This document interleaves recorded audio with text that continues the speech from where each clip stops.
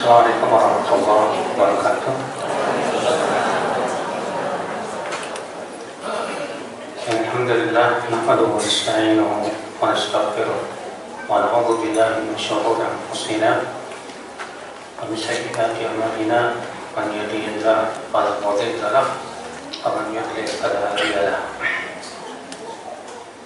Wa asyhadu an la ilaha illallah wahdahu la syarika lahu wa asyhadu anna Muhammadan 'abduhu wa rasuluh.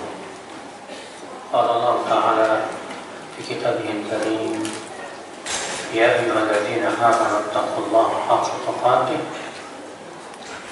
wa la tamutunna illa wa antum muslimun. Amma ba'd. Saudara seiman, alhamdulillah kita bersyukur atas kelimpahan karunia yang Allah berikan kepada kita. Pada kesempatan pagi hari ini kita akan membahas sebuah pembahasan yang berhubungan dengan iman dengan hari akhirat, beriman kepada hari akhirat, itu kebangkitan dari alam kubur. Ibu dan bapak sekalian, kebangkitan dari alam kubur itu sesuatu yang pasti. Allah pasti membangkitkan semua yang sudah mati, dan bagi Allah itu mudah. Saudara musliman rahimani wa rahimakumullah jami'an. Dan kebangkitan itu Pak, dari alam kubur sangat masuk di akal dan tidak bertabrakan dengan akal. Saudara musliman rahimani wa rahimakumullah jami'an. Orang-orang musyrikin Quraisy, mereka tidak beriman dengan adanya kebangkitan. Dalam surat Yasin ya, mungkin di antara ibu atau bapak yang hafal surat Yasin ya, karena sering yasinan misalnya. Allah mengatakan dari surat Yasin, wa daraba lana mathalan wa nasiya khalqah qala man yuhyi al-'idham wa hiya ramim. Dan ia memberikan perumpamaan kepada kami dengan perumpamaan yang batil, dan dia lupa tentang penciptaan sendirinya, penciptaan dirinya sendiri. Qala man yuhyi al-'idham wa hiya ramim. Dia berkata, siapa yang mampu membangkitkan mayat yang sudah menjadi tulang belulang, wa hiya ramim, dan telah hancur. Maka Allah Subhanahu wa Ta'ala membantah dengan bantahan yang sangat masuk di akal, dengan hujah akal yang luar biasa. Apa kata Allah? Qul yuhyiha alladhi ansha'aha awwala marrah wa huwa bikulli khalqin 'alim. Katakanlah, yang akan menghidupkan tulang-tulang yang sudah mati itu, yang sudah hancur itu, dialah yang telah menciptakannya pertama kali, dan dia mengetahui tentang ciptaannya itu. Lihat ibu dan bapak-bapaknya. Ada orang musyrik dalam ayat ini. Allah menceritakan yang meragukan tentang kemampuan Allah untuk membangkitkan. Bagaimana tulang belulang yang sudah hancur bisa hidup lagi?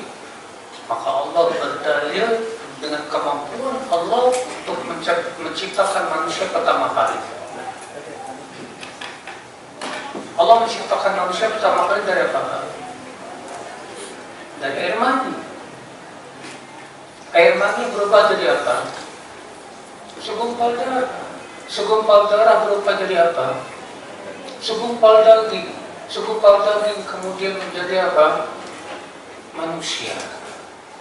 Kalau Allah mampu menciptakan manusia pertama kali dari air mani, kemudian segumpal darah, segumpal daging, masa Allah nggak mampu untuk membangkitkan kembali manusia yang telah hancur?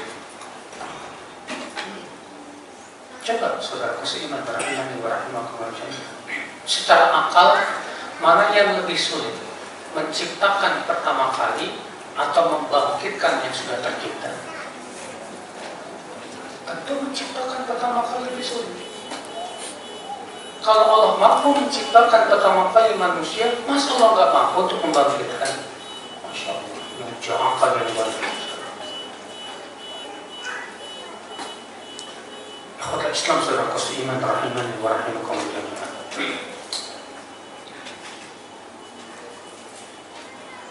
Dan dalam Al-Quran Allah menyebutkan juga, Pak, supaya kita menggunakan akal pikiran kita, melihat, berpikir. Contohnya apa? Allah menyuruh kita melihat suatu gurun pasir yang kering kerontang. Ketika Allah turunkan air hujan, apa yang terjadi, Pak? Tiba-tiba tumbuhlah berbagai macam tumbuhan. Pernah lihat apa?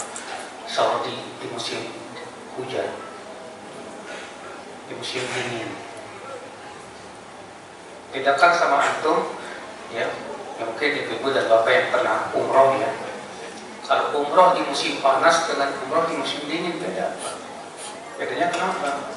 Kalau musim panas kering gitu, gurun pasir pada kering, pohon-pohon pada mati. Pas di musim dingin, hujan turun, subhanallah, itu hijau gitu. Maka Allah ini mengajak kita berpikir. Allah mampu menghidupkan tanah yang sudah mati, yang sudah kering. Maka bagi Allah sangat mampu membangkitkan orang yang sudah mati. Apa Allah berfirman? Wa taral arda khashi'ah fa idza anzalna 'alaiha al-ma'a ihtazzat wa rabat. Innal ladzi ahyaha la yuhyil mauta. Kamu lihat, bumi itu tadinya kering kerontang. Apabila kami turunkan kepadanya air, tiba-tiba ia tumbuh menjadi hijau. Innal ladzi ahyaha la muhyil mauta.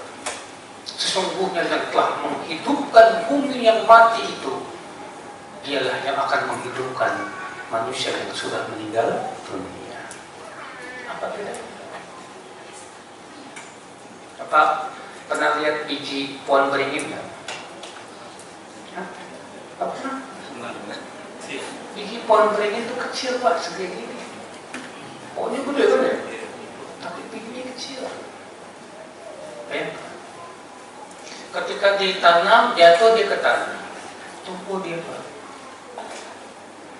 Ya, ini berbentuk tunas, besar. Jadi pohon. Manusia pun Allah bangkitkan dari alam kuburnya seperti itu.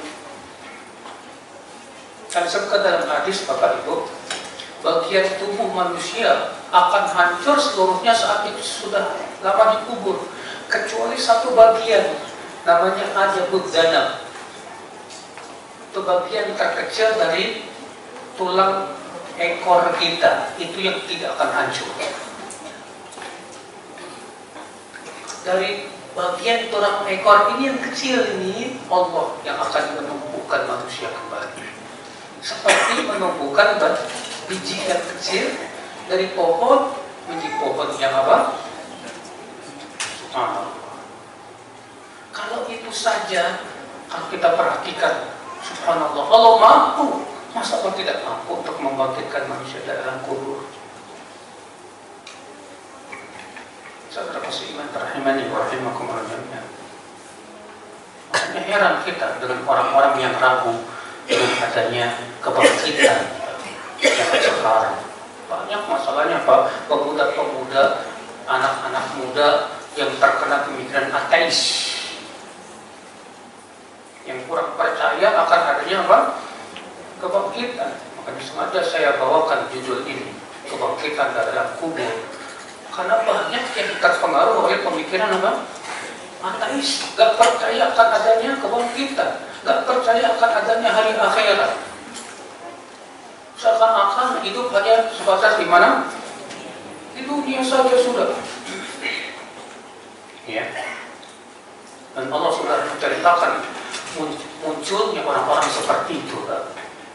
Allah berfirman, wa qalu in hiya illa hayatuna dunya wa ma nahnu bimab'utsin. Mereka berkata, hidup itu cuma di dunia dan kami tidak akan dibangkitkan. Subhanallah, saudara seiman, rahimani wa rahimakumullah jami'an. Pernah dengar nggak Pak kisah Ashabul Kahfi? Ashabul Kahfi itu tidur di dalam gua berapa tahun? Siapa yang tahu? 309, betul, Masya Allah. 309 tahun. Siapa yang tidurnya 300 tahun? Allah. Bukankah itu menunjukkan keajaiban? Kenapa Allah menceritakan tentang kisah Ashabul Kahfi? Karena Allah ingin menyuruh manusia itu supaya mikir. Kalau Allah mampu menjadikan manusia tidur 309 tahun, kemudian menghidupkannya kembali, membangunkannya kembali, bukankah Allah mampu untuk membangkitkan orang yang sudah mati? Pernah dengar nggak kisah Nabi Uzair yang tidur berapa tahun? Kalau ada Ashabul Kahfi 309 tahun. Kalau Nabi Uzair Allah jadikan tidur 100 tahun. Kisahnya ada dalam surat Al-Baqarah. Ya. Fa amatahu Allahu mi'ata amin thumma ba'atha. Lalu Allah jadikan Nabi Uzair bertidur 100 tahun. Lalu Allah membangunkannya kembali. Lalu Allah bertanya kepada Nabi Uzair, berapa lama kamu tidur? Kata Nabi Uzair apa? Yaum atau ba'da yaum. Sehari atau setengah hari saja. Allah mengatakan, justru kamu tidur 100 tahun. Lalu Allah memperlihatkan bukti-buktinya. Ya. Coba kamu lihat keledai kamu itu, bukankah sudah menjadi tulang belulang? Tiba-tiba Pak, keledai itu Allah bangkitkan tulang-tulangnya. Bangun sendiri tulang-tulangnya, dibungkus dengan daging, dibungkus dengan kulit. Allah perlihatkan di depan Nabi Uzair bagaimana Allah membangkitkan kembali keledai yang sudah mati. Bukankah itu menunjukkan kemampuan Allah Subhanahu wa Ta'ala? Nabi Ibrahim minta kepada Allah, pengen melihat. Wa idh qala Ibrahim rabbi arini kaifa tuhyil mauta. Dan ingatlah ketika Ibrahim berkata kepada Allah, ya Allah, perlihatkan kepadaku bagaimana engkau menghidupkan orang yang sudah mati. Nabi Ibrahim pengen melihat. Apa kata Allah? Awalam tu'min? Apa kamu tidak beriman? Kata Nabi Ibrahim apa? Bala, aku beriman ya Allah. Walakin liyatma'inna qalbi. Tapi aku ingin supaya keyakinanku semakin apa? Bertambah. Apa kata Allah Pak? Takhud arba'atan minat tayr. Ambil 4 ekor burung. Kemudian potong-potong tubuhnya. Fasurhunna ilaih. Potong-potong. Kemudian campurkan. Summa ja'al ala kulli jabalin minhunna juz'an. Kemudian bagi 4. Setiap bagian itu kamu simpan di mana? Di puncak gunung, di 4 puncak gunung. Summa ja'ruhunna. Kemudian panggil mereka. Maka Maka Nabi Ibrahim pun memanggilnya. Tiba-tiba apa yang terjadi Pak? Bagian-bagian burung yang sudah mati itu Pak bersatu kembali dan terbang kepada Nabi Ibrahim. Terbang kepada Nabi Ibrahim. Iya. Ustaz, kalau saya minta sama Allah diperlihatkan, boleh nggak Ustaz? Ya Pak, ini khusus permintaan Nabi Ibrahim.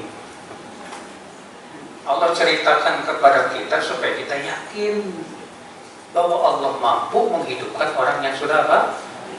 Mati. Ya. Surah Qasimiman rahimani wa rahimakumullah jami'an. Saudara muslim, sekarang saya mau tanya, Bapak tahu nggak langit dan bumi ini sangat besar tidak Pak? Langit itu berapa lapis Pak? 7 lapis. Satu lapisnya tebalnya berapa tahun?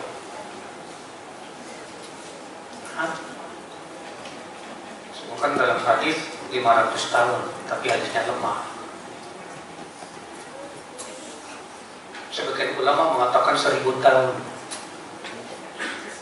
Ketika menafsirkan surat apa itu? Surat As-Sajdah. Allahu alladzi khalaqas samawati wal arda wa ma bainahuma fi 6 ayyam thumma istawa 'alal 'arsy. Ta'ruju ilaihi al-malaikatu war-ruhu ilaihi fi yawmin kana miqdaruhu alf sanah.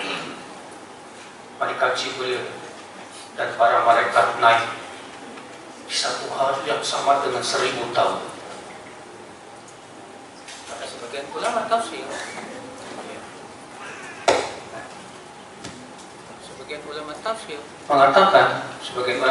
mengatakan 1000 tahun itu jarak tebalnya langit dunia. Bayangkan Pak, luar biasa sekali.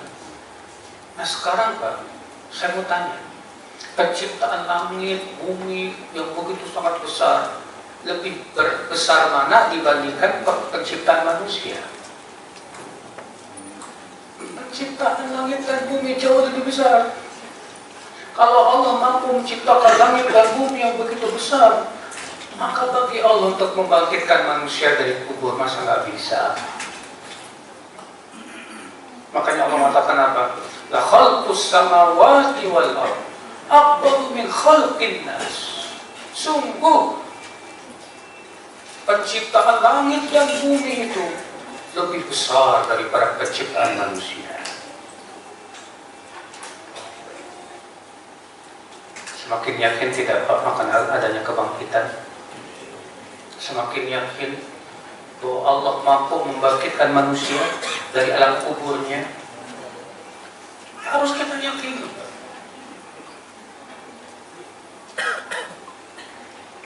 Pertanyaannya, kenapa Allah bangkitkan manusia dari alam kubur Pak? Kenapa harus dibangkitkan? Karena Allah ingin menegakkan keadilan.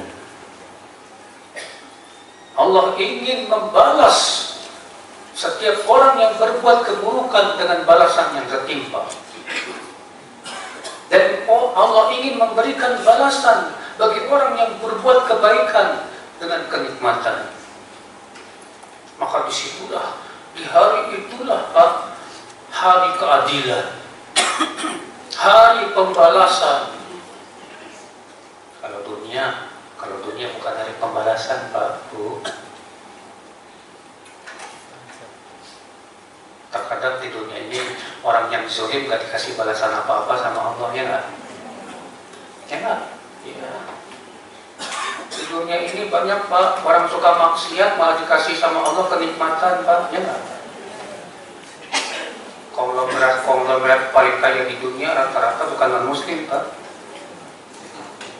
Kok bisa ya orang kafir dikasih kenikmatan yang luar biasa Pak? Kok bisa ya Pak orang banyak berbuat maksiat dikasih kenikmatan dan kesenangan Pak? Karena dunia bukan hari pembalasan. Dunia itu disebut dengan apa? Darul amal, negeri untuk beramal. negeri untuk bercocok tanam. Hasilnya kapan akan dirasakan ya? Nanti setelah kebangkitan dari alam kubur. Disitulah kita akan melihat. Maka orang kafir ketika dibangkitkan dari alam kubur, apa kata orang kafir? Dalam surat Yasin. Apa kata orang kafir? Man ba'atsana min marqadina. Hadza ma wa'ada ar-Rahman wa sadaqal mursalun. Siapa yang membangkitkan kami dari tempat tidur kami, itu dari kubur? Ini rupanya yang dahulu dijanjikan oleh Allah, dan ternyata para rasul itu benar.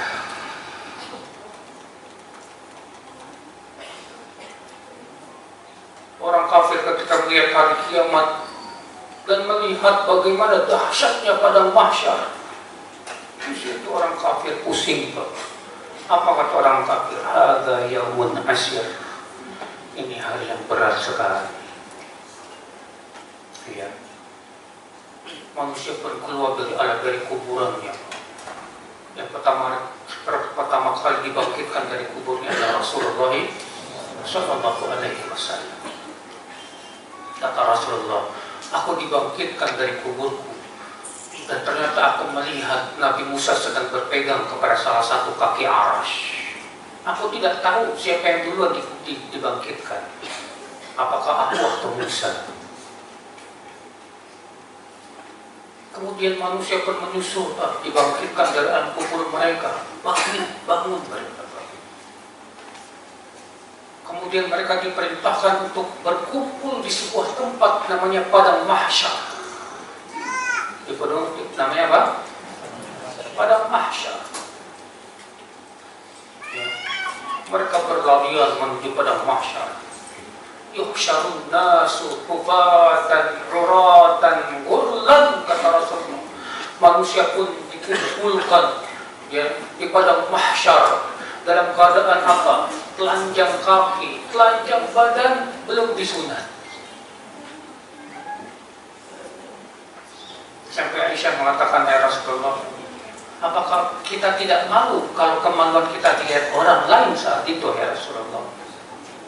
Kata Rasulullah, hai Aisyah, di hari itu lebih berat dari memikirkan hal seperti itu. Ya. Di hari itu yang dipikirkan oleh setiap orang, Pak, saya mau masuk surga atau ke neraka ini. Yauma idzi yatadzakkarul insan. Pada hari itu manusia baru ingat tentang amal-amalan dulu. Wa anna lahu dzikra. Padahal sudah tidak ada manfaatnya lagi mengingat-ingat, Pak. Saudara seiman rahimani wa rahimakumullah jami'an. Akal Islam. Ya. Manusia semua akan dikumpulkan di Padang Mahsyar. Adapun orang kafir, Pak, mereka dikumpulkan oleh Allah di Padang Mahsyar dalam keadaan kebalik, kepalanya di bawah. Sebagaimana Allah mengabarkan demikian di dalam Al-Qur'anul Karim, saudaraku seiman rahimani wa rahimakumullah jami'an. Akal Islam.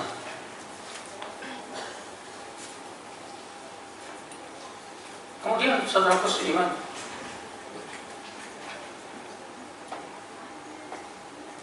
di Padang Mahsyar apa yang terjadi di sana?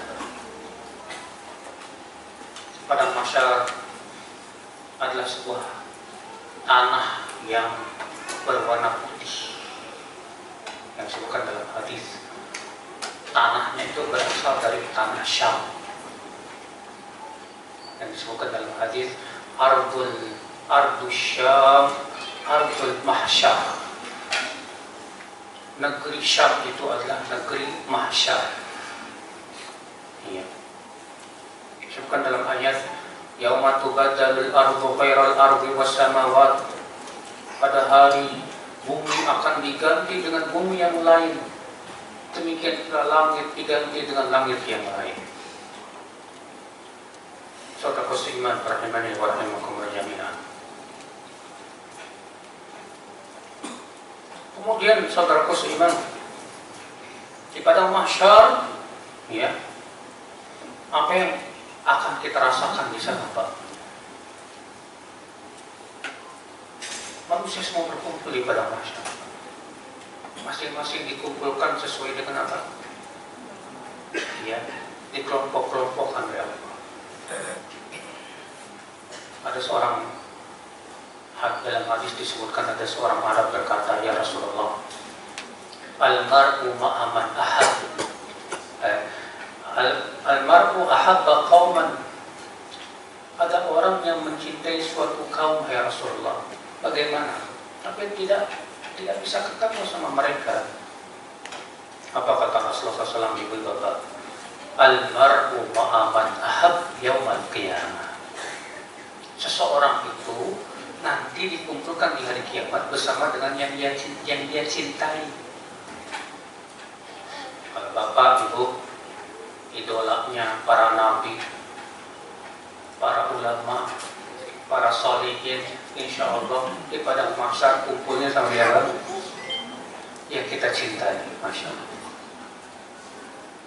Tapi kalau bapak ibu idolanya, bapak misalnya mengidolakan apa? Tentang sepak bola. Ya kumpulnya nanti di hari kiamat sama dia, Pak. Ya. Disebutkan dalam hadis, Pak, bahwa orang yang tidak menjaga sholat 5 waktu, menyanyiakan sholat 5 waktu, maka dia akan dikumpulkan pada hari kiamat di padang mahsyar bersama Fir'aun, Qarun, dan Haman. Orang yang gak pernah sholat itu, walaupun ngaku Islam, di hari kiamat di padang mahsyar kata Rasulullah dikumpulkannya bersama Fir'aun, Qarun, Haman. Mau gak kumpul sama mereka, Pak? Nah, untuk tidak minta Pak. Mau kita kumpul sama mereka, naudzubillah. Maka dari itu kalau kita ingin dikumpulkan bersama Rasulullah, cintailah Rasulullah. Jadikan Rasulullah sebagai apa? Suri tauladan hidup kita, idola kita. Mencintai para ulama, mencintai orang-orang soleh, itu yang menyebabkan kita bersama mereka nanti di padang mahsyar, Pak, di hari kiamat, Pak. Makanya jangan sampai salah dalam mencintai. Fikih cinta itu penting, Pak. Orang kalau salah dalam mencintai, berakhir di hari kiamat masalahnya. Ya. Jadi jangan meremehkan pembahasan tentang masalah cinta, Pak. Kesyirikan yang terjadi pertama kali di muka bumi, syirik cinta, Pak. Ya. Gara-gara cinta dunia yang berlebihan, orang jadi tersesat, Pak. Gara-gara mencintai orang-orang yang harusnya kita benci, dikumpulkan bersama mereka pada hari kiamat, Pak. Berat itu, Pak. Saudara seiman rahimani wa rahimakumullah jami'an. Di padang mahsyar itu mereka menunggu, Pak. Sementara matahari didekatkan 1 mil. Matahari, bayangkan, Pak, didekatkan 1 mil. Sekarang aja berapa mil matahari jaraknya dengan bumi? Ada yang tahu? Ada yang pernah mengukur nggak?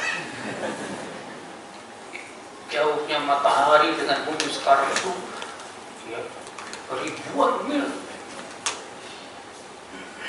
Coba bayangkan, Bapak berada di Saudi di musim panas berjemur.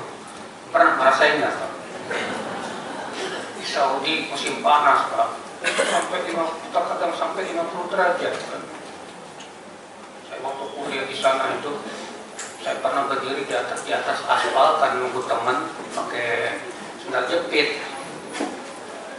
Cuma beberapa menit, pas mau jalan nempel di aspal, saking panasnya itu, karet itu. Ya Allah, ya Rabbi, saking panasnya. Teman-temannya sebagian teman itu, kalau kompornya habis gitu, masak gitu, Pak. Ya, tapi kepada pasir digali, Pak, masukin telur, kemudian ditutup lagi, tunggu tunggu deh 5 menit, matang. Saking panasnya. Itu di dunia begitu, gak ada yang kuat. Gimana di padang mahsyar? Makanya di padang mahsyar setiap orang berusaha mencari apa Pak? Tempat berteduh. Sementara tidak ada tempat berteduh di hari itu kecuali naungan Allah Subhanahu wa Ta'ala. Kita butuh naungan di hari itu Pak. Ternyata disebutkan dalam hadis, sab'atun yudhilluhumullah yawma la dhilla illa dhilluh. Ada 7 orang yang akan Allah berikan naungan pada hari kiamat. Di mana di hari itu tidak ada naungan kecuali naungan Allah. Nah ini 7 orang ini kita masuk nggak nih Pak nih? Ya, yang pertama siapa? Pemimpin yang adil. Yang kedua siapa? Pemuda yang tumbuh dalam ibadah kepada Allah. Ustaz sudah tua gimana nih Ustaz? Pasti ada yang lain Pak. Yang ketiga siapa? Orang yang hatinya terpaut dengan masjid. Hatinya terpaut dengan masjid. Dia merasa nikmat kalau berada di masjid itu Pak. Senang dia pergi ke masjid, Masya Allah. Ini orang yang akan diberikan naungan pada hari ya. Ustaz saya perempuan, kan perempuan lebih baik di rumah. Masih ada yang lain. Siapa lagi? Orang yang saling mencintai karena Allah. Bertemu karena Allah, berpisah karena Allah. Apa maksudnya saling mencintai karena Allah itu Pak? Yaitu mencintai seseorang karena agamanya, karena akhlaknya, bukan karena dia berduit, bukan karena dia punya kedudukan, bukan karena dia orang kaya, bukan. Tapi dia orang yang soleh, yang bertakwa. Saya cinta sama dia karena Allah. Nah ini benar Pak. Maka 2 orang yang saling mencintai karena Allah pada hari kiamat nanti akan diberikan naungan oleh Allah. Di mana pada hari itu tidak ada naungan kecuali naungan Allah Subhanahu wa Ta'ala.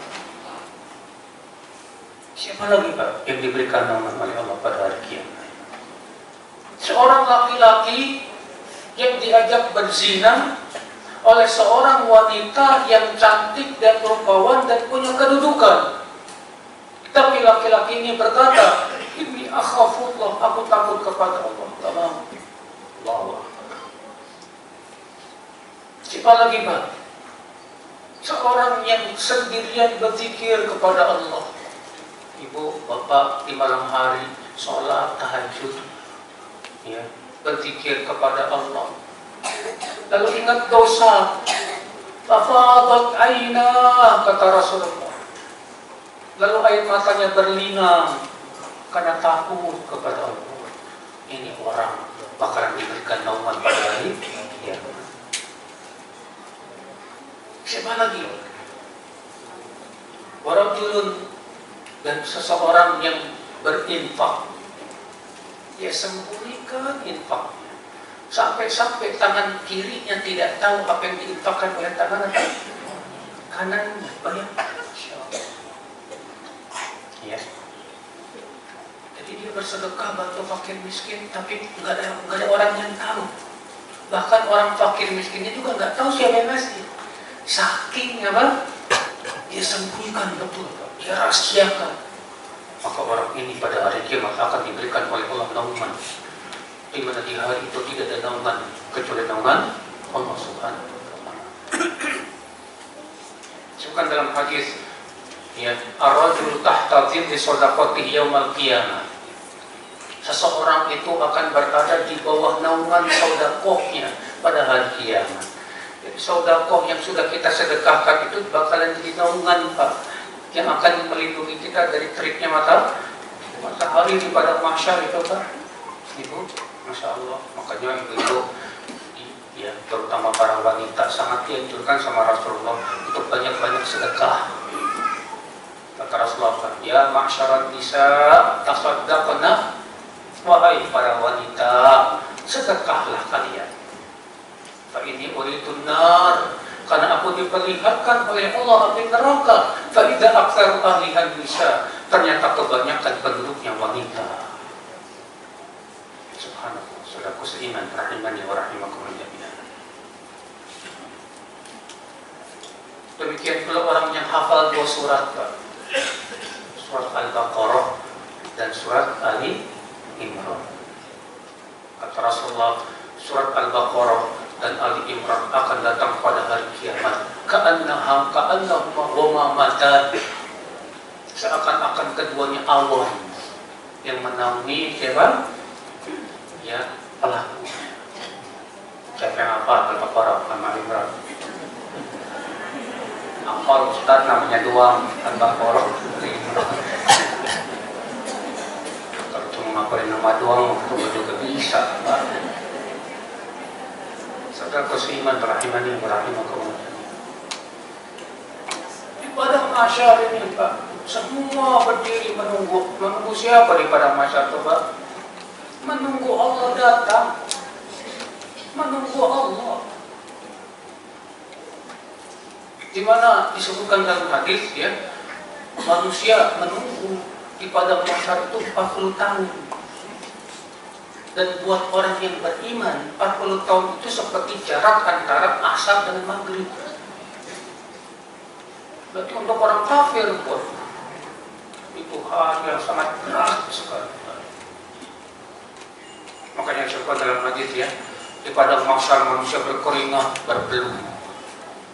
Ada yang tenggelam dalam keringatnya sampai mata kakinya. Ada yang tenggelam dalam keringat itu sampai dengkulnya. Ada yang tenggelam dalam keringat itu sampai ke pusatnya, ke perutnya. Ada yang tenggelam sampai ke telinganya, dan ada yang kelelep sesuai dengan amal mereka masing-masing. Saudaraku seiman, rahimani wa rahimakumullah. Hal yang sangat berat, saudaraku seiman. Maka Allah pun datang bersama para malaikat bersaf-saf. Wa jaa'a rabbuka wal malaku saffan saffa. Datanglah Rabbmu bersama malaikat bersaf-saf.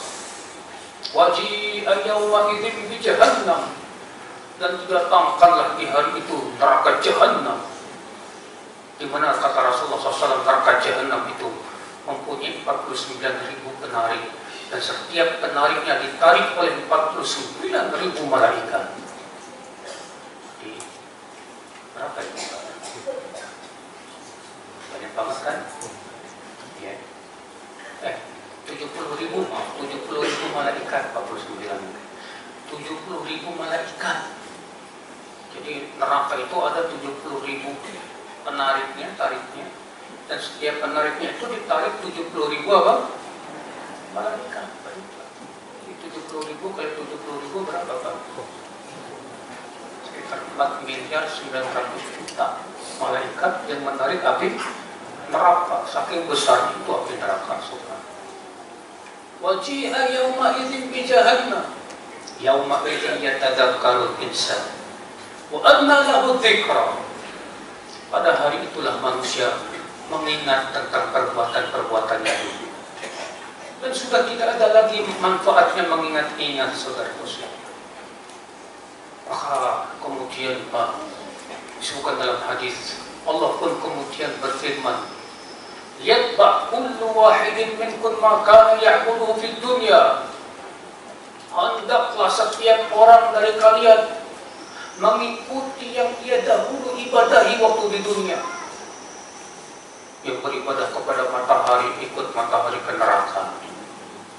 Yang beribadah kepada bulan ikut bulan ke neraka. Yang beribadah kepada batu ikut batu ke neraka. Yang beribadah kepada selain Allah. Adapun yang beribadah kepada para nabi akan berlepas diri. Orang yang beribadah kepada orang-orang soleh yang sudah mati, orang soleh pun akan berlepas. Mereka pun dilemparkan ke dalam neraka Jahannam. Wa yabqal mu'minun, kata Rasulullah SAW. Tersisa kaum mukminin. Tersisa kaum mukminin. Sementara yang lain sudah pergi mengikuti sesembahan mereka masing-masing. Karena yang menyembah Allah hanya siapa? Kaum mukminin saja. Ya. Lalu kata Rasulullah, Allah pun mendatangi mereka dengan bentuk yang mereka tidak kenali. Allah berfirman kepada kaum mukminin, antum hauna wan nasu qad dhahabu. Kalian masih di sini sementara orang-orang sudah pergi. Faman tantadirun, siapa yang kalian tunggu? Apa kata kaum mukminin tadi? Nantadiru rabbana, kami menunggu Tuhan kami, Rabb kami Allah. Maka Allah berfirman, ana rabbukum, aku Tuhan kalian. Apa kata kaum mukminin ba'du? Ma'ahadallah an usyrika billahi syai'an. Kami berlindung kepada Allah untuk mempersekutukan Allah dengan apapun. Ya. Lalu Allah berfirman kepada mereka, bima ta'rifuna rabbakum, dengan apa kalian mengenal Tuhan kalian? Apa kata kaum mukminin? Bisa dengan betis. Fakashafallahu an saqihi, kata Rasulullah. Maka Allah pun menyingkapkan betisnya pada hari kiamat. Ketika kaum mukminin melihat sajadu jami'an, semuanya sujud, ya, kecuali orang yang dulu waktu di dunia sujudnya karena riya. Maka setiap kali mau sujud, kata Rasulullah, itu tulang punggungnya lempeng lagi. Setiap kali mau sujud tak bisa.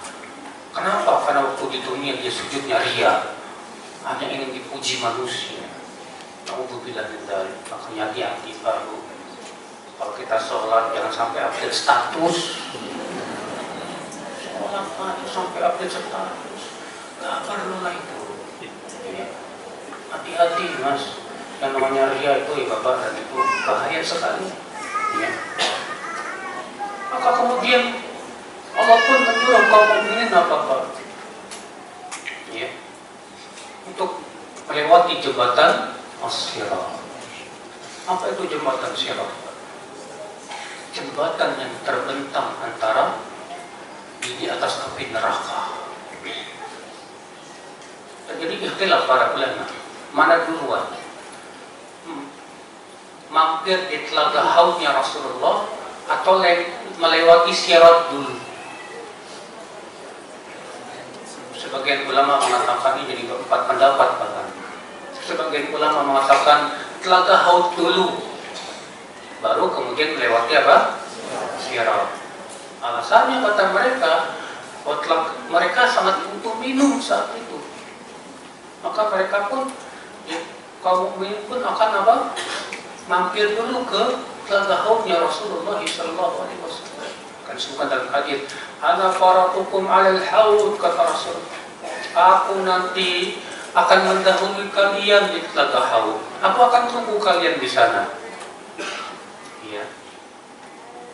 Lalu datanglah umatku dan berkata, umati, umatku, kemari. Ayo minum dari telaga-telagaku ini. Fayahtalija aqwamun. Ternyata ada beberapa orang dari umatku yang tidak bisa minum telaga haud.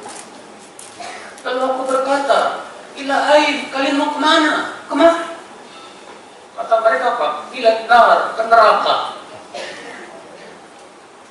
Maka kemudian Rasulullah SAW memanggil lagi, ya Rabb, ummati, ya Rabb, itu umatku, ya Rabb. Apa kata Allah? Innaka la tadri ma ahdatsu ba'dak, hai Muhammad. Kamu tidak tahu apa yang mereka adakan setelah kamu. Setelah kamu meninggal dunia. Al-Imam Ibnu Jauzi dan kitab Talbis Iblis, ya, menyebutkan bahwa yang dimaksud orang-orang ini, kamu tidak tahu apa yang mereka ada-adakan setelahmu. Itu mereka yang suka mengubah-ubah agama ini, Pak. Melakukan perkara-perkara yang tidak pernah disyariatkan, ya, merusak agama ini. Maka mereka ini terancam tidak bisa masuk, tidak bisa minum dari telaga apa? Haud Rasulullah sallallahu alaihi wasallam. Nasallallahu assalamata wa alaihi. Saudara kusiman rahimani wa rahimakumullah jami'an. Ya, semua kita berharap pengen minum di Telaga Haut. Tahu nggak Pak Ibu? Di Telaga Haut itu kata Rasulullah, airnya itu lebih putih dari susu, lebih manis dari apa? Madu. Siapa yang minum darinya, lam yadma abadan, tidak akan pernah haus lagi, nggak akan kehausan. Itu hautnya Rasulullah Sallallahu Alaihi Wasallam. Mudah-mudahan kita semua termasuk yang bisa minum dari Telaga Haut. Amin ya rabbal alamin. Saudara seiman. Kemudian, ya, sebagian ulama mengatakan tidak, sirat dulu buat Telaga Haut. Ini pendapat Imam Bukhari. Sebagian lagi mengatakan Telaga Hautnya ada dua, sebelum sirat dan setelah sirat. Sebagian lagi mengatakan juga Telaga Hautnya sangat besar, mencakup yang sebelum sirat maupun setelah sirat. Allahu a'lam, yang benar yang mana saya tidak tahu. Ya, yang jelas akan ada nanti Telaga apa? Haut. Jembatan sirat. Semua kita akan lewati jembatan sirat. Bapak tahu jembatan sirat itu bagaimana sifatnya, Pak? Ibu? Wallahi Ibu, sirat yang ada di atas api neraka itu sama dengan siratal mustaqim yang Allah pancangkan di dunia. Sama persis. Rasulullah SAW menyipati sirat yang terpancang di atas api neraka itu apa kata Rasul? Ahadtu minas sayf, lebih tajam dari pedang. Ya.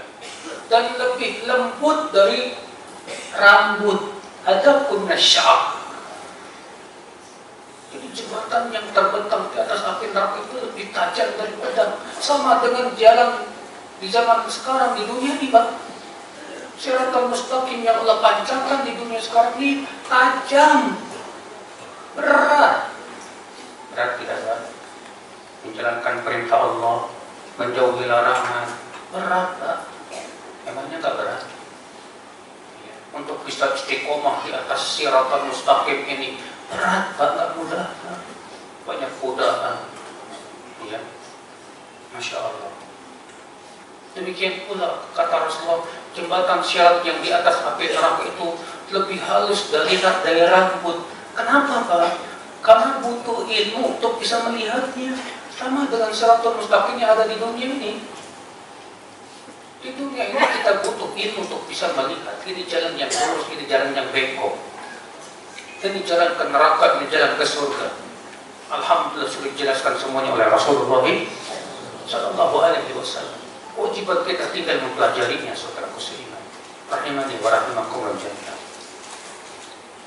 As-sirat yang Allah bentangkan di atas api neraka. Kata Rasulullah, "Badhabatul mazillah", membuat kaki tergelincir. Alaiha khatatif wa qalarib, di atasnya terdapat kail dan pencamplok yang akan mengail dan mencaplok orang yang lewat. Sama dengan di dunia. Di dunia pun banyak sekali ketika kita jalan di atas siratal mustaqim, kail, pencaplok berupa syahwat, syubhat, hawa nafsu, maksiat dan yang lainnya. Banyak orang, Pak, di dunia ini ketika jalan di atas sirat itu ternyata nggak bisa istiqomah. Kenapa? Karena syahwat, karena syubhat, jatuh dengan maksiat, akhirnya nggak sampai ke tujuan. Seperti itulah, Pak, Ibu, kita akan melewati jembatan apa? Sirat. Kata Rasulullah, ada yang melewatinya bagaikan kilat, ada yang melewatinya bagaikan kuda yang berkencang, ada yang melewatinya seperti unta yang berlari, ada yang melewatinya seperti orang yang berlari, ada yang berjalan kaki, ada yang tersiok-siok, kadang jatuh, bangkit lagi, jatuh, bangkit lagi, akhirnya selamat. Ada yang jatuh ke dalam api neraka. Sesuai dengan apa? Dengan amalnya waktu di dunia. Kalau kita di dunia sekarang kadang maksiat, kadang taubat, maksiat, taubat, ya itu nanti kita akan melewati jabatan siapa. Tersiap-siap kita terkadang jatuh, berdiri lagi terus. Sampai kata Rasulullah SAW, ya, ada seorang laki-laki yang dia jatuh bangun, sampai akhirnya selamat. Lalu dia berkata, Alhamdulillah, yang telah menyelamatkan aku dan memberikan kepadaku kenikmatan yang tidak pernah diberikan kepada siapapun. Padahal yang paling buncit, ya, yang paling terakhir maksudnya. Lalu kemudian dia duduk dan berkata, ya Allah, tolong palingkan wajahku ini dari api neraka. Panasnya sangat tidak enak dan baunya sangat tidak enak, ya Allah. Maka Allah palingkan wajahnya dari api neraka. Ketika dipalingkan, melihat sebuah pohon yang indah sekali, Masya Allah.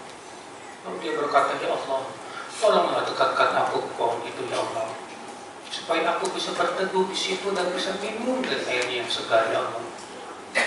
Apa kata Allah? Hai anak Adam, kalau aku kabulkan permintaanmu, kamu akan minta yang lain? Kata si hamba, tidak, ya Allah. Benar, ya Allah. Maka Allah mengambil perjanjian dari anak Adam ini, bahwa dia tidak akan minta yang lain. Akhirnya dia didekatkanlah ke pohon itu, Pak. Dia pun minum di situ berteduh, Pak. Tak lama kemudian tiba-tiba diperlihatkan pohon yang kedua lebih bagus lagi. Bingung sekarang Adam, minum menjadi. Akhirnya nggak sabar, ya Allah, dekatkanlah aku sama itu, ya Allah. Apa kata? Celakakan. Bukannya kamu sudah berjanji bahwa kamu tidak akan minta yang lain? Ini saja, ya Allah, satu aja yang Allah. Aku gak bakal minta yang lain deh, janji, bener. Akhirnya Allah pun mengabulkan permintaannya. Didekatkan ke pohon yang kedua itu, Pak. Minum dia, enak, Masya Allah. Tiba-tiba diperlihatkan pohon yang ketiga, jauh lebih bagus lagi. Wah, siapa ini akhirnya gak sabar, minta lagi, ya Allah, dekatkanlah aku yang ketiga itu, ya Allah. Kata Allah, celakakan. Betapa kamu sangat tidak menepati janji, ya anak. Bukankah kamu sudah berjanji tadi tidak akan meminta lagi kepada ya Allah, tolonglah ya Allah, satu ini saja. Setelah itu nggak bakal lagi deh, ya Allah. Benar. Akhirnya Allah kabulkan, Pak. Didekatkan ke pohon yang ketiga. Rupanya apa? Di pinggir surga. Pohonnya di pinggir apa? Surga. Yang melihat ke surga, ya Allah, nikmatnya luar biasa. Masya Allah. Akhirnya si hamba juga kata, ya Allah, masukkanlah aku ke surga, ya Allah. Ya. Maka Allah pun tertawa melihat si hamba ini. Apa kata Allah? Masuk, silakan kamu ke surga. Masuk ke surga, apa yang terjadi? Penuh, gak ada tempat. Dia balik lagi ke Allah, ya Allah, udah penuh, ya Allah, gak ada tempat lagi. Masuklah, masuk, taman, silakan. Kamu berangan-angan mau apa? Maka si hamba ini berangan-angan, aku pengen ini, pengen itu, pengen ini, sampai Allah bantu, sampai Allah ingatkan, yang ini juga, yang itu juga, terus saja. Sampai selesai bingung mau minta apa lagi nggak tahu. Apa kata Rasulullah? Allah berfirman, untukmu yang kamu minta dan 10 kali lipat lagi. Dan itu penduduk surga apa? Yang paling rendah. Penduduk surga yang paling rendah diberi oleh Allah kenikmatan dunia dan seisinya dan 10 kali lipat. Itu paling rendah. Ibu tahu Pak, Bu? Surga itu berapa tingkat? Berapa tingkat surga? 107. Ah, 7, dikit amat. Ya, kalau pintunya 8, kalau tingkatannya banyak. Mana dalilnya Ustaz kalau tingkatan surga itu banyak? Hadis yuqalu li sahibil Quran, dikatakan kepada penghafal Quran, Iqra, bacalah, warattil, tartilkan bacaan, kama kunta turattil di dunia, sebagaimana kamu tartilkan waktu di dunia. Wartaqi, naiklah, fa inna manzilataka inda akhir suratin qara'ta, inda akhir ayatin qara'ta, karena tempatmu di surga sesuai dengan ayat yang kamu hafal di akhir ayatnya. Sekarang saya mau tanya, Al-Quran berapa ribu ayat? 6.000 lebih. Berarti setiap ayat naik, setiap ayat naik, setiap ayat naik. Berarti berapa itu Pak? Kalau hafal Quran 30 juz, Masya Allah, luar biasa saudara muslim. Saya nggak hafal Quran, terus gimana dong? Berarti tempat saya rendah dong di surga. Jangan khawatir, masih banyak amalan lain. Saudara musliman rahimani wa rahimakumullah. Nah ini Pak, jadi orang beriman itu Masya Allah. Ya. Dan ternyata di antara orang yang beriman ada yang masuk ke dalam api neraka. Ketika melewati jembatan Sirat gagal, jatuh mereka ke neraka. Rupanya orang-orang beriman yang berhasil melewati jembatan Sirat ingin membela teman-temannya yang masuk neraka itu. Mereka datang kepada Allah dan berkata, Ya Rabb, ikhwanuna alladzina kanu yusalluna ma'ana wa yasumuna ma'ana. Ya Rabb, itu yang di neraka teman-teman kami waktu di dunia. Mereka sholat bersama kami, berpuasa bersama kami. Tolong keluarkan ya Allah. Masya Allah Pak. Ini Pak, faedahnya punya teman yang soleh. Lihat, orang-orang beriman ini akan membela teman-temannya dan berkata, Ya Rabb, itu dulu mereka temanku yang dahulu sholat bersamaku, berpuasa bersamaku, bukan kuis bersama, olahraga bersama, bukan, tapi sholat bersamaku, berpuasa bersamaku. Artinya Pak, mereka berkumpulnya karena Allah, karena ibadah, bukan karena dunia. Sementara kita terkadang kumpulnya karena apa? Dunia. Ya. Maka Allah berfirman kepada kaum mukminin, silahkan keluarkan orang-orang yang kalian kenal yang mengucapkan la ilaha illallah, keluarkan mereka dari api neraka. Maka mereka pun mengenal ya teman-teman mereka dengan apa, wajah-wajah mereka, karena mereka suka sholat waktu di dunia, wajahnya tidak disentuh oleh api neraka. Dikeluarkan oleh kaum mukminin dari api neraka itu. Masya Allah Pak. Makanya kata Al-Hasan Al-Basri, aksiru min sohbatis salihin, perbanyaklah teman-teman yang saleh. Mudah-mudahan nanti pada hari kiamat mereka bantu kita. Saat kita masuk neraka dibantu sama mereka dengan syafaatnya Pak Ibu. Ya. Makanya jangan pernah bangga Pak Ibu berteman dengan orang-orang yang gak soleh, jangan. Hanya karena dia orang kaya, hanya karena dia punya kedudukan, jangan. Berteman dengan orang-orang soleh. Wallahi, berteman dengan orang soleh itu manfaat di dunia dan akhirat. Di dunia manfaat kita dapat nasihat dari mereka. Ya di akhirat manfaat dapat syafaatnya mereka biiznillah. Saudara seiman, rahimani wa rahimakumullah. Setelah kaum mukminin berhasil lewati jembatan Sirat, mereka ditahan dulu di sebuah tempat namanya Qantoroh. Ya. Di Qantoroh ini kaum mukminin akan dibersihkan, betul-betul dibersihkan sebelum mereka masuk ke dalam apa? Surga Allah Subhanahu wa taala. Setelah dibersihkan, betul-betul dibersihkan, baru masuk ke dalam surga.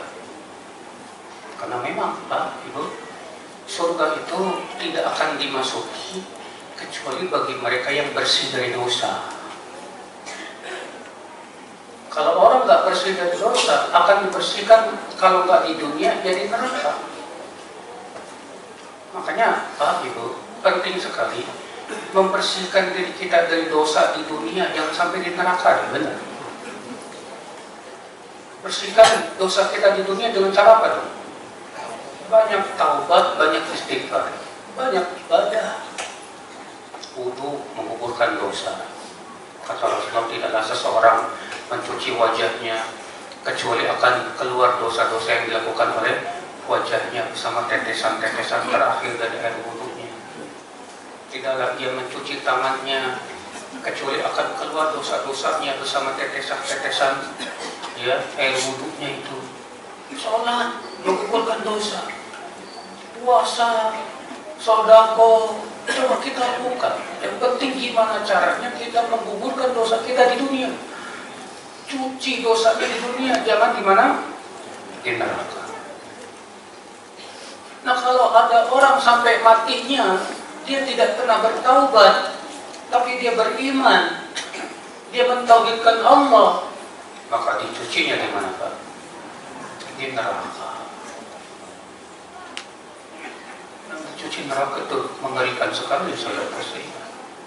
Namun alhamdulillah, Pak, orang beriman itu kata Rasulullah di dalam api neraka sesuai dengan tingkatan maksiatnya, Pak, di atasnya.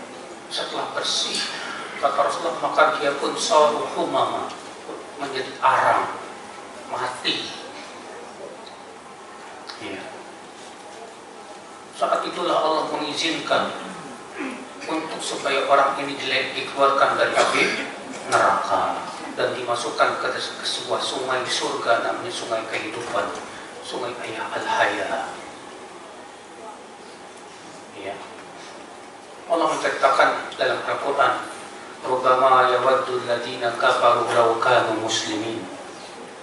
Orang-orang kafir itu berharap sekali, dan andaikan dahulu waktu dunia mereka itu masuk Islam. Disebutkan tentang sebab turunnya ayat ini, Pak, bahwa Rasulullah bersabda bahwa nanti orang-orang kafir di neraka akan berkata kepada orang beriman yang masuk neraka. Apa kata orang kafir? Kamu beriman kepada Allah, tapi kau masuk neraka.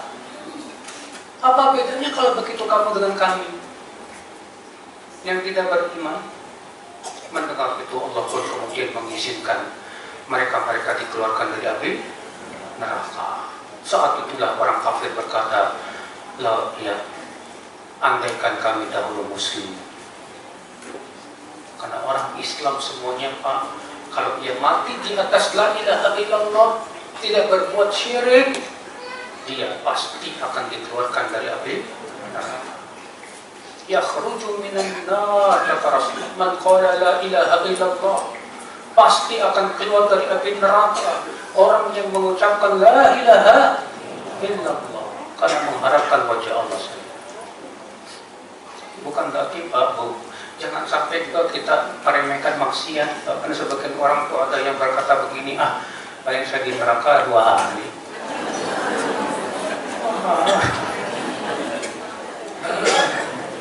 Satu harinya di neraka kan sama dengan 40.000 tahun, 50.000 tahun. Makanya akhir Islam, semua kita pengen masuk surga. Semua kita pengen masuk surga, pasti. Siapa yang beriman kepada surga dan neraka, dia pasti berusaha untuk cari surga dan lari dari api neraka. Tapi itulah, Pak, sekarang yang kita pikirkan di dunia ini, selama kita masih hidup, gimana caranya kita bisa masuk surga itu. Pengen masuk surga cuma angan-angan doang, percuma. Jangan cuma angan-angan, harus ada kesungguhan, Pak. Kesungguhan untuk menaati Allah, kesungguhan menjauhi maksiat kalau memang pengen masuk surga. Ya, saudaraku seiman, dunia akan kesenangannya sedikit, Pak. Seberapa sih kesenangan dunia dibandingkan kesenangan di mana? Di surga, bukan sampai setetes. tetes kesenangan dunia dan seisinya, nggak sampai tetesnya kenikmatan surga. Kenikmatan surga itu wallahi apa bisa. Di surga orang yang penduduk surga hidupnya antara senang dan sangat senang, enak atau sangat enak. Nggak ada kesedihan di sana, nggak ada galau di sana. Yang ada adalah senang. Berapa tahun Ustaz di surga? Selama-lamanya. Abadan abidin. 1 juta tahun, 1 triliun tahun. Tidak ada batasannya. Selama-lamanya. Situlah kenikmatan yang abadi. Sedangkan kenikmatan dunia berapa? Sedikit. Kenikmatan dunia awalnya melelahkan. Cari dunia kan capeknya kan. Akhirnya penyesalan. Kenikmatan dunia tak lepas dari apa? Kesakitan. Kenikmatan dunia tak lepas dari kesedihan. Lalu kenapa kita ini lebih mengejar kesenangan dunia daripada kesenangan akhirat? Ya Islam.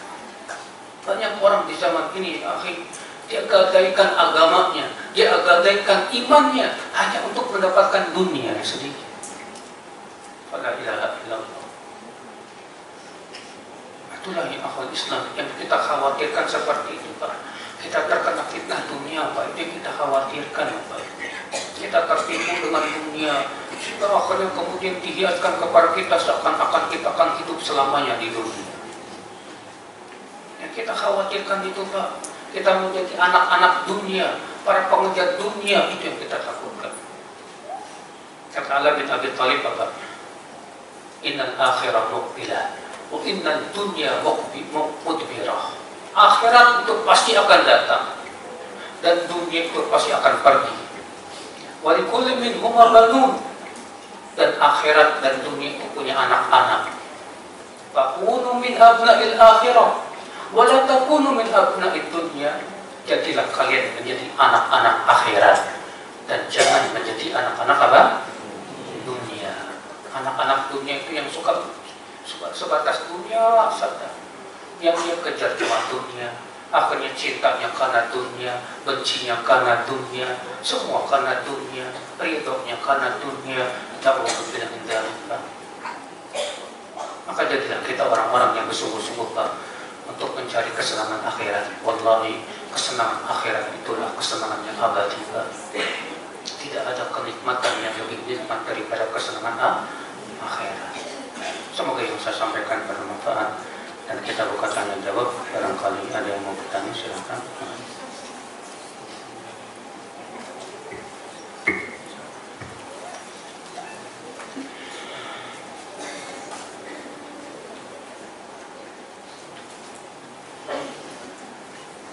Apakah selain tidak syirik dan beriman saat sakaratul maut tidak baca la ilaha illallah akan di neraka?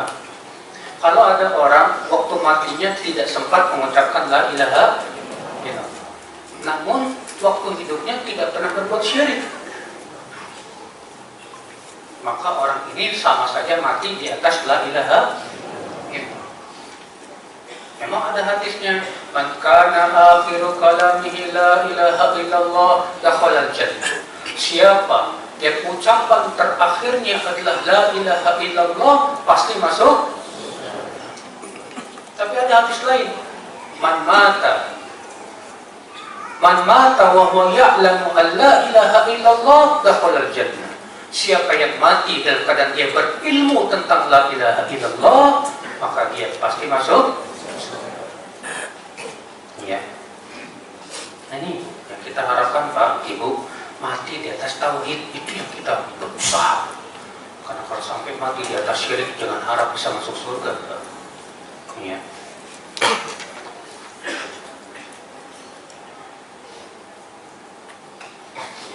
Mengapa orang ahli surga dipanggil dengan hati yang tenang? Ya mungkin maksudnya surat ini kayak ya Tuhan nafsul mutmainnah. Karena waktu hidupnya hatinya selalu tenang dengan zikir, hatinya selalu ridho dengan ketentuan Allah. Ibadah ia membuat hatinya tenang dan tentram. Zikirnya dia membuat hatinya tenang dan tentram. Takarubnya dia kepada Allah membuat hatinya tenang dan tentram. Makanya dipanggil oleh Allah, wahai jiwa yang tenang. Beda dengan orang yang suka maksiat, Pak, Ibu, hatinya nggak tenang. Ya, orang yang suka berbuat maksiat, apalagi orang kafir, itu hatinya sangat tidak tenang.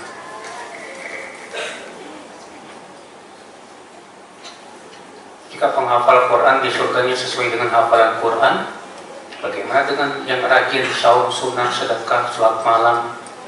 Nah itu, jadi untuk masuk surga itu nggak harus dengan hafalan Quran, tapi juga dengan amalan soleh yang lain. Disebutkan dalam hadis, wa inna rajul la yablughu manzilatas sa'im al-qa'im bi husni khuluqi. Ada orang yang sampai derajat orang yang suka sholat malam, sholat puasa sunnah hanya dengan akhlaknya yang baik. Hanya dengan akhlak yang baik dia sampai kepada derajat orang yang suka puasa dan sholat sunnah. Masya Allah, ternyata ada orang yang dapat kedudukan tinggi di sisi Allah gara-gara akhlaknya yang baik. Dalam hadis riwayat Abu Daud juga Rasul bersabda, ana za'im bi baitin fi a'lal jannah liman hasuna khuluquhu. Aku menjamin dengan rumah di surga yang paling tinggi bagi siapa? Bagi orang yang bagus akhlaknya. Tuh ya. Ternyata orang yang bagus akhlaknya dikasih jaminan. Nah, sekarang kita penting juga belajar akhlak. Akhlak kepada Allah, akhlak kepada Rasulullah, akhlak kepada orang tua, akhlak kepada tetangga, akhlak kepada sesama kaum mukminin. Ya. Surat Al-Mulk jika dibaca setiap sholat tahajud, apakah masih dapat faedahnya terhindar dari siksa kubur? Kalau diamalkan. Kalau cuma dibaca doang tapi nggak diamalin, percuma. Karena yang dimaksud dalam hadis tersebut, yang membaca 30 ayat dan itu bisa menyelamatkan dari azab kubur, itu bagi mereka yang bukan sebatas membacanya tapi juga mentadaburinya dan mengamalkannya. Ya.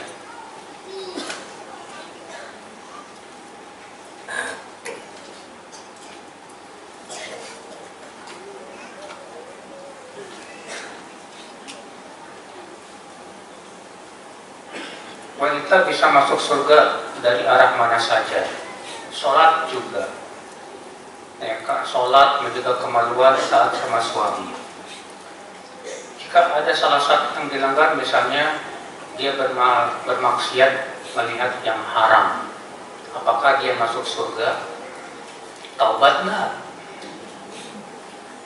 Melihat yang haram, setelah itu dia langsung istighfar, astagfirullah, alhamdulillah.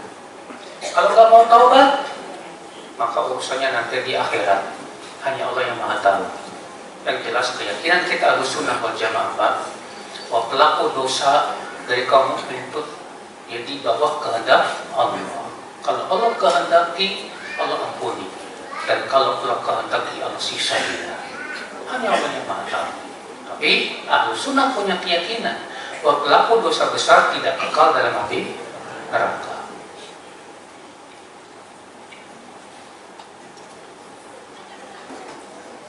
Kalau kita minta tolong sama orang, terus bilangnya gini, silakan bayar seikhlasnya.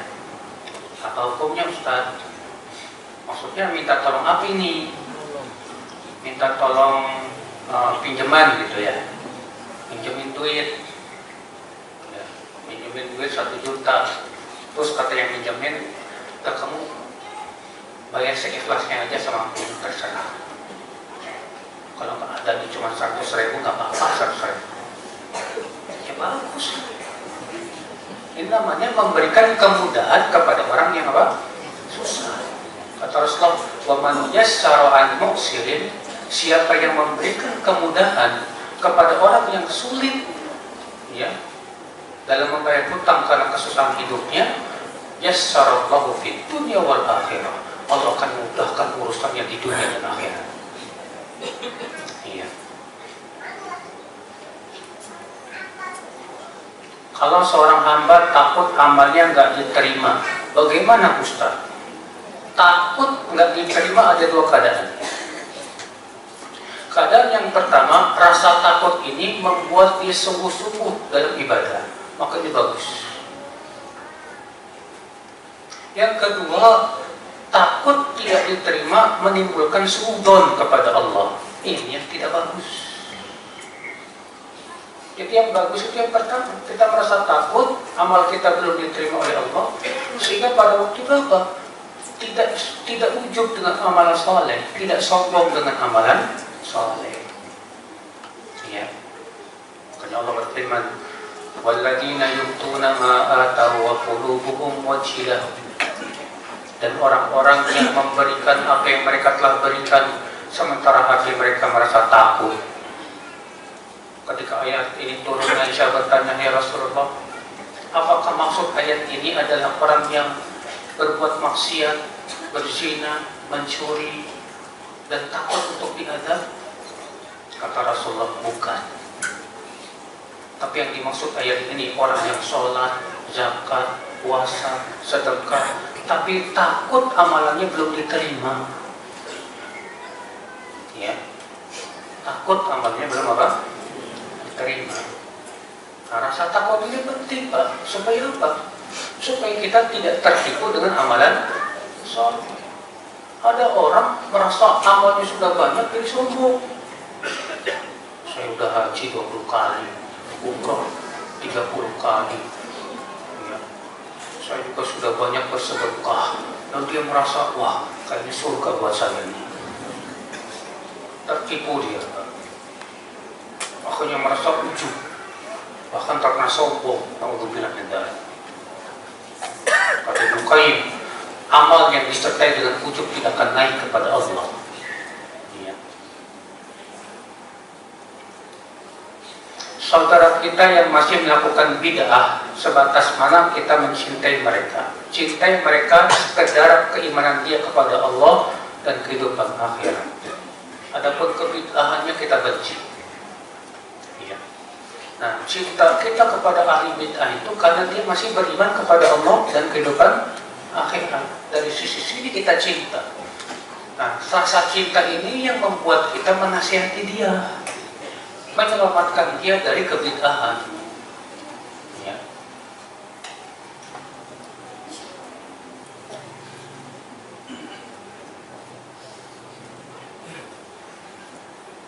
Bagaimana nanti orang yang saat meninggal sedang melaksanakan umroh atau haji dan dikuburkan dengan pakaian ihramnya, apakah nanti di padang mahsyar tidak telanjang Ustaz karena memakai ihram?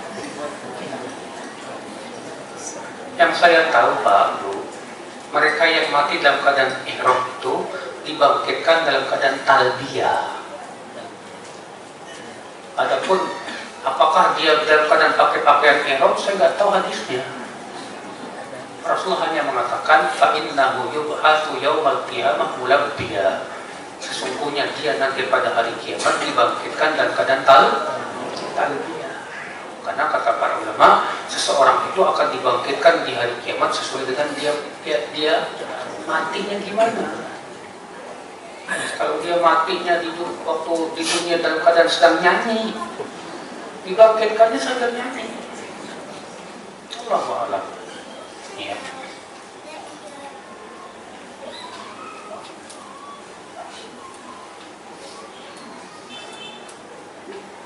Bagaimana kita yang hina, fakir, bodoh, lalai, terhina ini bisa menghadap pengadilan Allah yang maha dahsyat itu Ustaz? Makanya kita bersiap-siap dengan beramal soleh. Terus beramal, beriman, menuntut ilmu, amalkan, menuntut ilmu, amalkan. Ini bekal kita.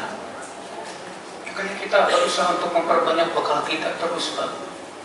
Ya. Wallahi yang kita harapkan adalah karunia Allah dan rahmatnya, Pak. Apa yang dimaksud dengan Allah menyingkap betisnya di padang mahsyar iman sesuai dengan lahiriahnya? Ya. Jangan dipikirin pakai otak kita. Betis Allah kayak gimana? gak bakal kepikir. Cukup imani saja. Kalau pengen lihat nanti di hari kiamat, asal matinya dalam keadaan beriman. Kalau matinya kafir, gak bakal bisa melihat. Allah berfirman, kalla innahum ar-rabbihim yawma idzin lamahjubun. Sekali-kali tidak, sesungguhnya mereka orang-orang kafir terhalang untuk melihat Allah. Gak bisa melihat Allah. Itu di padang mahsyar. Adapun di dalam surga, maka kaum mukminin melihat wajah Allah. Iya. Hari-hari ini sering cemas Ustaz, memikirkan penyakit yang tak kunjung baik. Bu, nggak usah cemas memikirkan penyakit, berharap pahalanya aja. Nabi Ayub dulu 16 tahun dikasih penyakit berat, sampai tidak ada yang kuat menghadapi Nabi Ayub kecuali istrinya, karena mengeluarkan dari badannya bau yang sangat busuk sekali. Iya. Mengharapkan pahala Allah aja, ya Allah, mudah-mudahan dengan sakit ini Allah kuburkan dosa-dosa saya. Karena disebutkan dalam hadis, siapa yang Allah uji dengan sakit lalu ia mati karena sakitnya itu, maka ia masuk surga. Sebuah janji dari Allah Subhanahu wa Ta'ala. Ya. Persiapan apa yang kami harus lakukan di sisa usia ini, Ustaz? Persiapan apa? Tentu persiapan yang terbaik, beramal saleh sesuai kemampuan kita. Banyak kita baca Quran, banyak kita untuk berbuat kebaikan. Ibu punya duit, sedekah, bersedekah. Ibu masih kuat kerja, bisa puasa sunnah, puasa sunnah. Apa yang bisa kita lakukan untuk bekal kita pada hari kiamat, lakukan. Ya.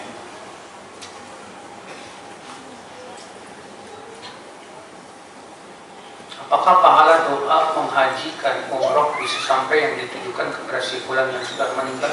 Bisa, dengan kesepakatan seluruh ulama.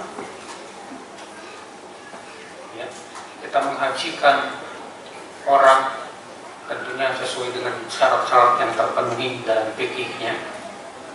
Maka pada waktu itu pahalanya sampai diizinkan. Ya. Hajinya buat dia.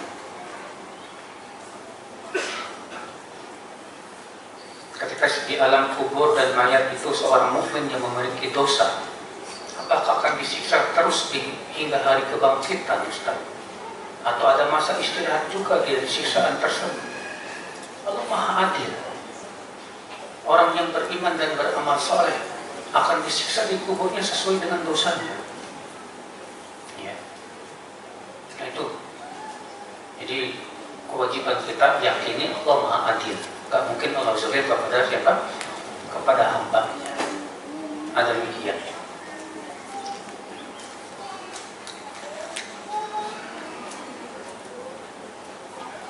Mengapa surga Firdaus adanya di tengah-tengah?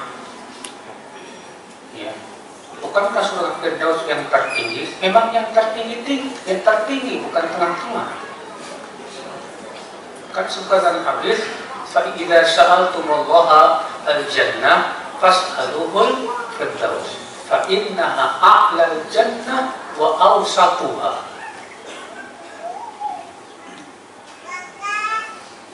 Apabila kalian meminta surga, mintalah surga karena ia surga yang paling tinggi dan yang paling tengah. Maksudnya gitu. Kata para ulama, awsatuha ay asyrafuha, artinya yang paling mulia. Syekhul Islam Taimiyah berhujjah dengan hadis ini. Bentuk surga itu seperti begini. Bentuk surga itu seperti apa? Begini, Pak. Ubah. Kenapa? Karena surga Firdaus kan kata dalam hadis itu paling tinggi, paling tengah. Berarti seperti kerucut seperti ini. Berarti dia paling tinggi, paling tengah di sini. Ya, itu yang dipahami oleh Syekhul Islam Taimiyah. Yang pernah saya baca demikian, Allah. Boleh nggak minta didoakan orang lain? Boleh, nggak apa-apa. Karena Rasulullah berkata kepada Umar, hai Umar, Kalau kamu nanti bertemu dengan Uwais Al-Qarni, suruh dia minta ampun untukmu. Disuruh Umar tuh supaya minta didoakan siapa?